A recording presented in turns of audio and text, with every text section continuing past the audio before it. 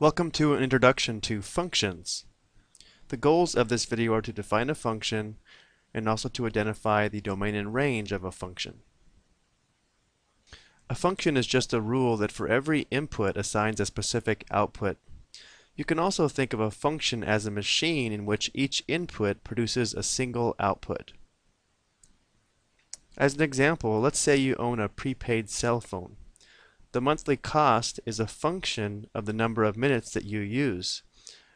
For example, if the cost is 15 cents per minute, your monthly cost will be the number of minutes times 15 cents. So if we think of this box as the function that represents this situation, the input would be multiplied by 15 cents. So for example, if you used 100 minutes one month, 100 times 15 cents would be $15. So the input would be 100 minutes and the output would be $15. If the next month you used 200 minutes, then 200 times 15 cents would be $30. So an input of 200 minutes has an output of $30 and so on. So we can see that for every input, there's only one output. To think of this in a more mathematical way, we could define two variables where one would represent the number of minutes and one would represent the monthly cost. The input is usually x, so we'll let x equal the number of minutes, and we'll let y equal the monthly cost. So if we wanted to write an equation to represent the situation, we could say that the monthly cost y is equal to 0.15 times x. However, when working with functions, we usually use something called function notation, which means instead of writing y equals 0.15x, we can write f of x equals 0.15x. So f of x is equal to y, and this notation here is used to show the relationship between the input and the output is a function. So relating this notation to what we were saying earlier about the input is multiplied by 15 cents to produce the output, we could say that f of 100, meaning 100 is the input into the function, and the output would be $15. And f of 200 is equal to $30. One more connection we should make here is that each of these function values represents a point on the graph of the function. So f of 100 equals $15 would represent the point where x is 100 and y is 15. And f of 200 equals 30 represents the point where x is 200 and the y-coordinate would be 30. So there's a lot going on here, but other than some different notation, it is things that we've already studied before when we had equations in terms of x and y. And there is quite a bit of new vocabulary when we talk about functions. The input, usually x, is called the independent variable, and the output, usually y, is called the dependent variable. Let's take a look at another situation that models a function. Let's say that you pay $70 per month for digital cable television, and then your cable company offers pay-per-view movies for $3 per movie. Let's say we want to write a function that models the total cost of your cable bill. Well, now there's two components to your cable bill. Let's say this first component would be the fixed cost, or the monthly cost of $70.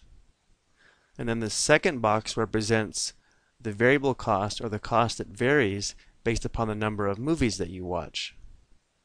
And the variable cost would be the number of movies that you watch times $3.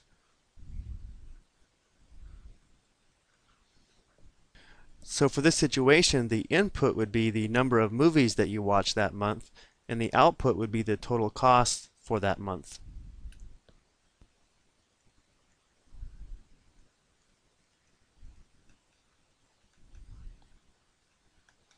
So for example, if you watched 10 movies in one month, you'd have to pay $70 plus 10 times $3 or $30, which would give us a total cost of $100 for that month. If you watch 20 movies in one month, you'd have $70 plus 20 times $3, which would be $60. $70 plus $60 would equal $130. To write an equation to represent the situation, we could let x equal the number of movies watched,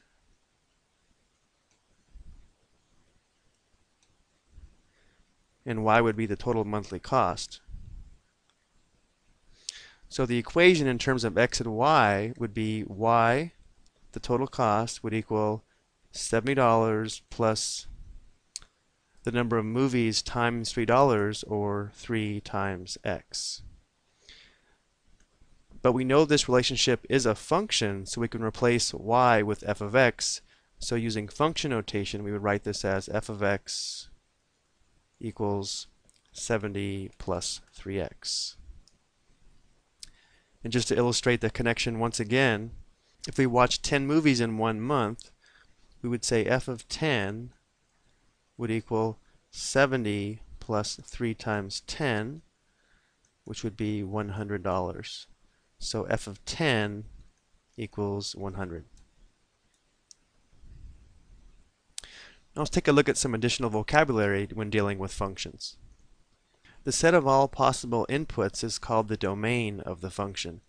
So the domain can be viewed as a set of all possible x values, and the set of all possible outputs is called the range. So we can think of the range as the set of all possible y values. Let's see if we can determine the domain and range for this situation. The cost of a taxi is a $4 flag fee plus $3 per mile. So the $4 flag fee is what you're charged as soon as you enter into the taxi. So that's the flat rate, and then you have to pay $3 per mile after that. So if you took a taxi for 1 mile, you'd have $4 plus a $3 fee, or a total of $7. If you went for 2 miles, you'd have the $4 fee plus 2 times $3, which would be $6, for a total of $10. So if we let x equal the number of miles and y equal the total cost, we would have y equals the $4 fee plus $3 times x, or the number of miles. So using function notation, we'd have f of x equals 4 plus 3x. So now when we talk about the domain and the range, we're talking about what are the possible values for x. And x represents the number of miles the taxi would drive. So we could get in the taxi and then get right out, and we still have a $4 fee. So it could equal 0, but x could never be negative because we can't drive negative miles.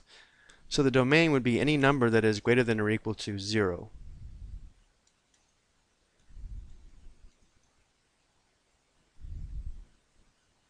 Now the range are all the possible y values.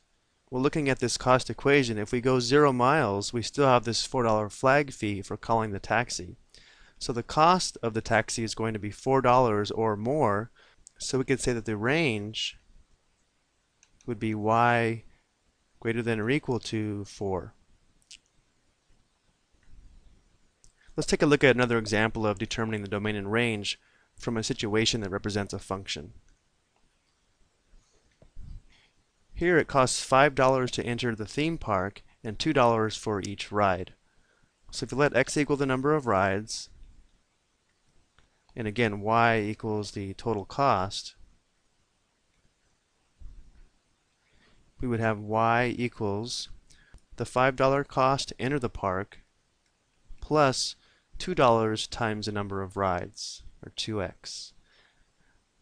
So using function notation, we replace y with f of x, so we have f of x equals 5 plus 2x. So to determine the domain and range for this situation, let's go ahead and make a t-table. Remember, x represents a number of rides, so x could be 0, 1, 2, 3, and so on. Let's see what y would be for these different x values. Well, when x is 0, we have 5 plus 2 times 0, that's 5. When x is 1, we'd have 5 plus 2 times 1, that's 7. When x is 2, this would be 4, so 5 plus 4, that would be 9. And then when x is 3, we'd have 2 plus, this would be 6 or 11, and so on. So we need to think about how are we going to express the domain and the range based upon these given x values. Notice that x could not be a decimal or fraction because we can't go on a decimal or fraction number of rides. So the domain would be the set of numbers 0, 1, 2, 3, and so on. One way to say this would be to state the domain is all non-negative integers.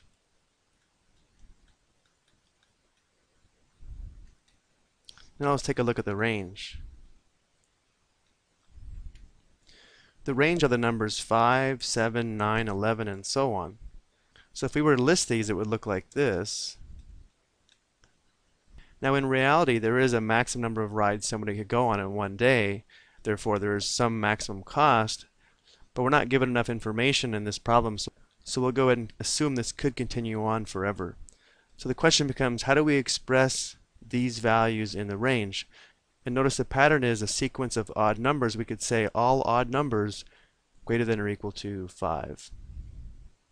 So we could say that the range would be all odd numbers that are greater than or equal to 5.